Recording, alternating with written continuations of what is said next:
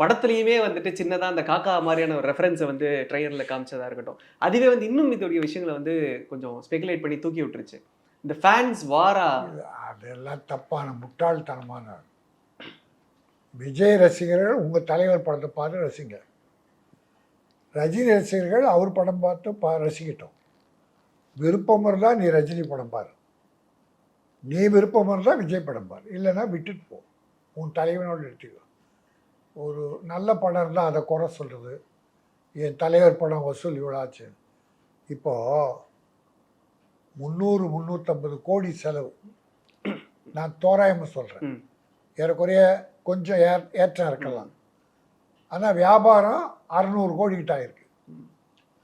ரிலீஸுக்கு முன்னாலே 175 கோடியிலேருந்து 200 கோடிக்கிட்ட லாபம்னு சொல்கிறாங்க. அதுக்கப்புறம் இப்போ கலெக்ஷன் வரப்போகுது, இந்த உலகம் படம் வரப்போகுது.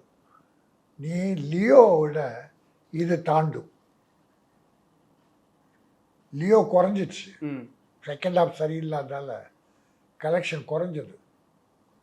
பட் இது வந்து ஸ்டடியாக போகும். என்ன ரீசன் சார்? இப்போ லியோ செகண்ட் ஹாஃப் வீக்காக இருந்தது, இந்த படங்களுமே மிக்சடான ரெஸ்பான்ஸ் தானே வருது. இப்போ ரிவ்யூஸ்னால படத்தோட ஷோஸ் அஃபெக்ட் ஆக ஆரம்பிச்சு. இப்போ வெறியேற்றுறாங்க விஜய் ரசிகர்கள், ரஜினி ரசிகர்கள் வெறியேற்றுறாங்க.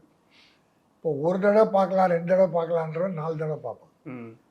என் தலைவன் கலெக்ஷன் கூடலையா, படம் நல்லா இருக்கிறதால இல்லை, அவனுக்கு தலைவர் மேலே வெறி.